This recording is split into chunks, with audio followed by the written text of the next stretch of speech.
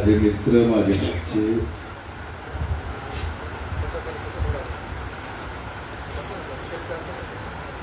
आणि ज्यांची 2 दिवसापूर्वीच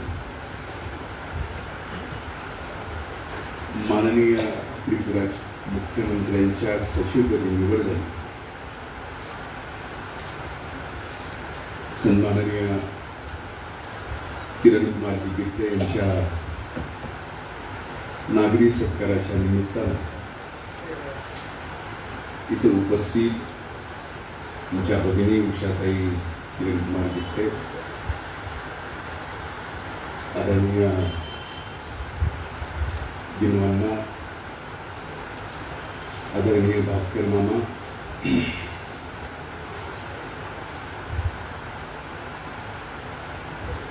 सन्माननीय शिवाजीराव शिरसाट, माननीय अजयजी मुंडे, ॲडव्होकेट गोविंदराव विठ्ठल, कृषी उत्पन्न बाजार समितीचे सभापती सूर्यकांत मुंडे, परळी नगरीचे उपनगराध्यक्ष राजा खान साहेब, राष्ट्रवादी काँग्रेस पक्षाचे तालुक्याचे अध्यक्ष वैजनाथराव सोळंके, आदरणीय डॉक्टर सूर्यकांत मुंडे, आपल्या परळी शहरातील आणि परिसरातील प्रतिष्ठित व्यापारी सन्माननीय विजय वाकेकर, राष्ट्रवादी काँग्रेस पक्षाचे फाउंडर मेंबर माजी उपनगराध्यक्ष शकील वेंकुरेश, राष्ट्रवादी काँग्रेस पक्षाचे नेते सुरेश नाना पवार, ज्यांच्या प्रयत्नामुळे आजचा हा कार्यक्रम पार पडतोय ते प्रदीपजी खाडे, नगरसेवक हाजी बाबा, किशोर गित्ते, अतुल दुबे, इथं उपस्थित सर्व मान्यवरांची मी नावं घेतो, पण नावं घ्यायचे का मी जास्त बोलायचं ते तुम्ही जसं सांगाल तसं मी करतो, माझी काही अडचण नाही.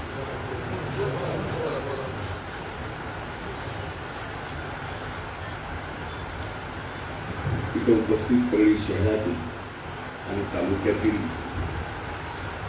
प्रतिष्ठित नागरिक बंधूंना आणि आदरणीय गुरुजन बंधूंना मला आज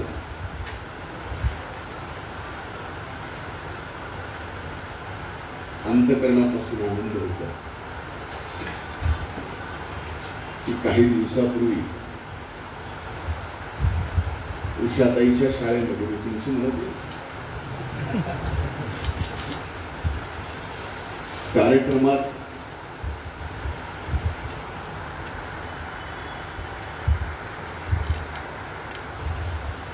किरण यांना म्हटलं की तुम्ही लवकरच आता मुख्य सचिव होणार आहात, त्यामुळे आम्हाला त्यांचा सत्कार घ्यावा. वेळ बघा,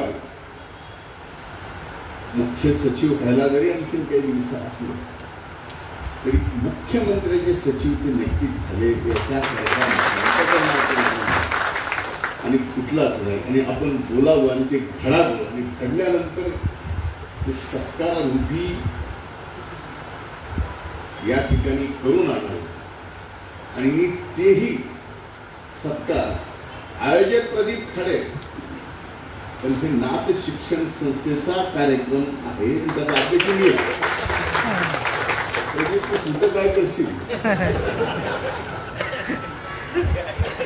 अध्यक्ष कुठे, अध्यक्ष तिथे प्रदीप.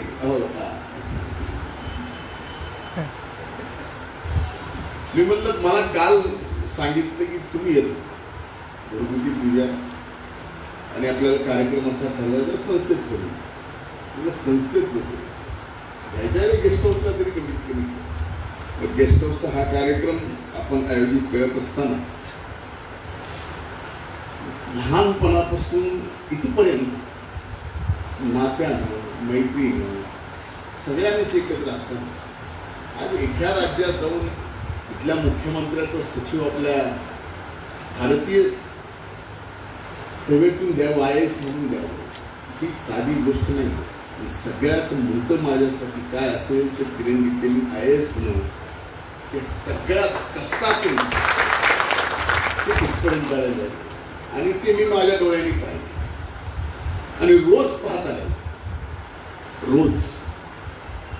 आणि आज त्यांनी त्यांचे सांगितलेले कार्य त्यावेळेस सुरुवात केलेल्या एखाद्या आपण गोष्टी ज्यावेळेस राज्य स्वीकारतो, ज्यावेळेस देश स्वीकारतो, त्यावेळेस ती कल्पना कुठल्या तरी एका व्यक्तीची असते, त्या ऑफिसरची असते, एखाद्या नेत्याची असते. पण ज्यावेळेस देश स्वीकारतो त्यावेळेस ती पूर्ण देशाची होते. पण त्याच्या मागे कोण असतं तर किरण गित्तेसारखे IAS ऑफिसर असतात, ज्यांनी काही योजना या देशाला दिल्या, या राज्याला दिल्या. आणि अशा योजना देणारे ते अधिकारी सहजासहजी त्यांच्या लवकर बदल्यात होतच नाही. योजनेत बाकी बोलत नाही, त्यामुळं सहजासहजी बदल होत. आणि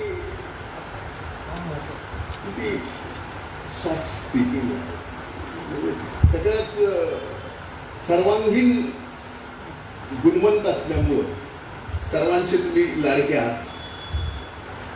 आज आम्हाला एकच परळीकरांना पाहायचं की तुम्ही लवकरात लवकर मुख्य सचिव व्हा. एक दोन दुसऱ्या तिसऱ्या नंबरला असला तरी जंप मारता येतो. तर जंप मारण्यासाठी आम्हा बहीण भावाला काय करता आलं तर तेही बघू. लवकर म्हणाले काय, इथं बऱ्याच जणांना कुणीतरी मुख्य व्हावं असं म्हणजे आपला तर काही विषय नाही. म्हणजे आम्हाला लवकर नाही आपली काय सांगायची. पण एक नक्की सांगतो, विषय कुठली जिम्मेदारी तुम्ही कशी घेता त्याच्यावर. तुम्ही अधिकारी म्हणून जिम्मेदारी घेतली त्यावेळेस तुम्हाला एक साक्षीत काम करावं. आणि आम्ही ज्यावेळेस राजकीय पुढारी म्हणून जिम्मेदारी घेतो त्यावेळेस आम्हाला एका साक्षीत काम करता येत नाही. सर्व पद्धती वापराव्या. आणि सर्व पद्धती वापरताना आपला सुद्धा अनेक वेळेस अनेक पुढाऱ्यांशी कामाच्या बाबतीत संघर्ष होत असतो. पण तो संघर्ष उद्देश दोघांचा सारखाच असतो. अधिकारी म्हणतो असं करायचं, पुढारी म्हणतो असं नाही असं करायचं, एवढंच. पण माझ्यासारख्याला तर सर्वार्थाने मी अनेकदा सांगितलं, जन्मापासूनच आपल्याला संघर्ष आहे, आजही संघर्ष आहे. त्यामुळे आपलं जीवन संघर्षात जाणार आहे. आणि संघर्षातल्या जीवनासारखं दुसरं कुठलं जीवन नाही. कारण तो माणूस कायम माणसात राहतो, माणसाच्या मनात. आज आमच्या हा लहान लेखीने कळसकर माझे मित्र तुझे वडील, आणि तू ज्या पद्धतीने भाषण केलंस क्षणभर वाटलं की तू आता 2-3 वर्षातच कलेक्टर होती. पण एक सांगतो, कलेक्टर होणं, IAS होणं, IPS होणं, IRS होणं, IFS होणं ही साधं नाही होत. आज तर ह्याच्यासारखं खर्चिक काहीच राहिलं नाही. एवढा खर्च आहे. आपल्याला वाटतं की अनेक जणांना की नाही आपण IAS व्हावं, IPS व्हावं. हो, त्याच्या इच्छाशक्तीच्या इच्छाशक्तीला मारून IAS होणारे ते किरण गित्ते ज्यांच्याकडे पैसा होता, संघर्ष केला, आपल्या गुणवत्तेवर एका चांगल्या कंपनीत नोकरी मिळवली, तिथून IASच्या अभ्यासासाठी विनंती करून लीव घेतली आणि त्या रजेचा यथोचित फायदा अभ्यासात करून ते या ठिकाणी IAS झालेले. हे आगळं वेगळं ह्यांच्यातलं जे माहीत नव्हतं कुणाला ते मी आपल्याला सांगितलं. तू अभ्यास करून ते सगळं आमचं म्हणजे आमचं योगदान ते मोठं आहे. आमचं योगदान झालं नाही. आणि विसरतच नाही कुठल्याच बहिणीला, फक्त बहिणीने आम्हाला विसरू नाही एवढं.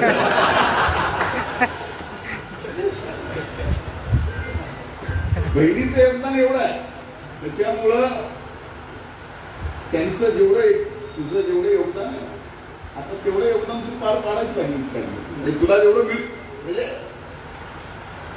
हेच नक्की आहे की या सगळ्या परिस्थितीमध्ये आज आपण परळीमध्ये शिक्षण संस्था चालू केली आहे. माझ्यावर परळीच्या सर्वांगीण विकासाची जबाबदारी आहे. आता आमदार म्हणून परळीत येणारे जाणारे सगळे रस्ते अतिशय चांगले केले. परळी शहरात आपण चांगली कामं करतो. मला ना आता एवढे चांगले रस्ते केले. आता बघा परळीपासून निघाले बिडागर रस्ते एवढे चांगले केले. पांगरीपर्यंत 72 गतिरोधक लावले. रस्ता केला इकडून बेलंब्यापर्यंत जाईपर्यंत कवठळी बेलंब्यापर्यंत 30-32 आहे. म्हणजे मी जाता येता मोजायचं कामच. हा सुद्धा एक मानसिक बदल. ज्यावेळेस विकास पाहिजे असतो, ज्यावेळेस प्रगती पाहिजे असते, त्या प्रगतीला ज्यावेळेस गती पाहिजे असते ती गती पुन्हा पण गतिरोधक वाढवतो. ही मानसिकता बदलणं सुद्धा आज गरजेचं आहे. प्रत्येकाला वाटतं की आपल्या ह्याच्यात अनेक चांगल्या गोष्टी आहेत. आज तुम्ही बघा ऍग्रिकल्चर कॉलेज, मी कृषी मंत्री झालो, ऍग्रिकल्चर कॉलेज आणलं.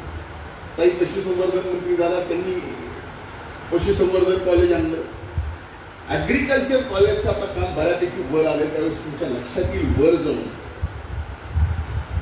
की देशातलं सर्वात चांगल्या लोकेशनचं ऍग्रिकल्चर कॉलेज ते आपल्या परळीत आणि तेवढ्या उंचीच्या डोंगरावर ऍग्रिकल्चर कॉलेजचे जेवढे शेतीचे प्रयोग आहेत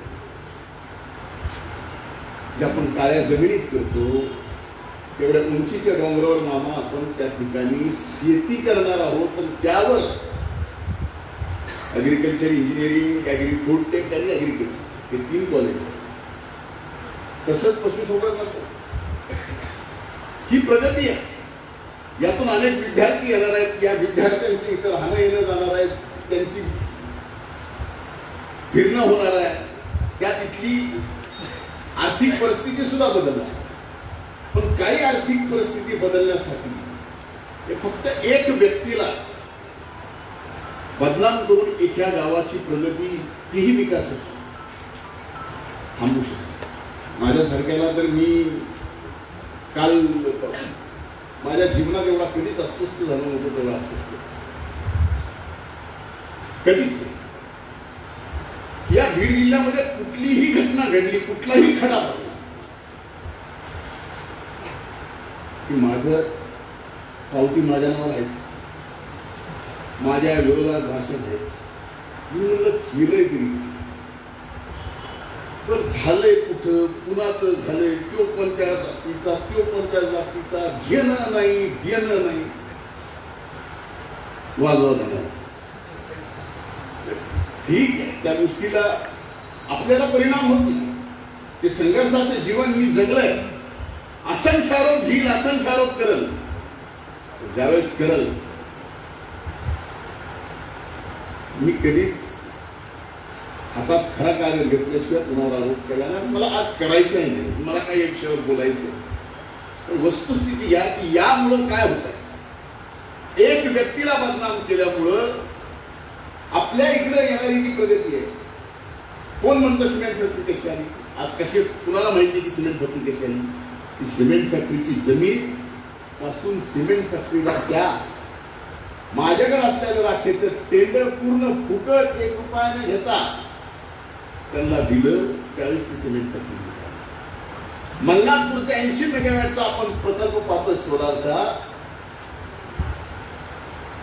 तिथं 200 एकर जमीन अन्नाची द्राक्षासाठी घेतलेली होती. 75 एकर प्लॅन्ट ग्रेप होता. राजा खान साहेबाला माहिती, मामाने तुम्ही पण बघितलं. डाळिंब सगळं मोडून ती जमीन जशाला तशी आपण 80 मेगावॅटच्या प्रकल्पाला दिली का, तर त्यावेळेस 80 मेगावॅट 1 मेगावॅटची किंमत 6 कोटी रुपये होती. आणि सगून 480 कोटी रुपयाची कंपनी केली. सिमेंटमध्ये त्यावेळेस 350 कोटी रुपयाची गुंतवणूक आली. आता आपण सिमेंट फॅक्टरी वाढवताना बिर्लाकडे गेली, त्यांनी बिर्लाने घेतली. मी ट्राय पार्टीमध्ये आता सुद्धा जर ह्या सगळ्या व्यवस्था दिल्यामुळे तेवढी किंमत आपली ठेवली.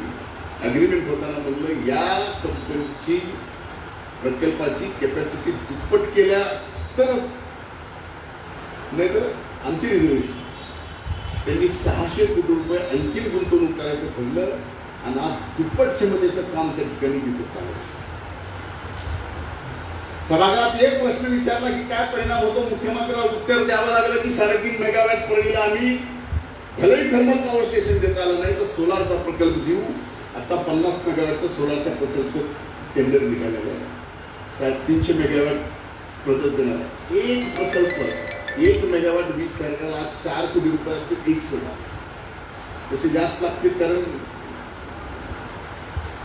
50 मेगावॅट म्हणलं की 70 मेगावॅट बसवावं लागतं. ते टेक्निकल.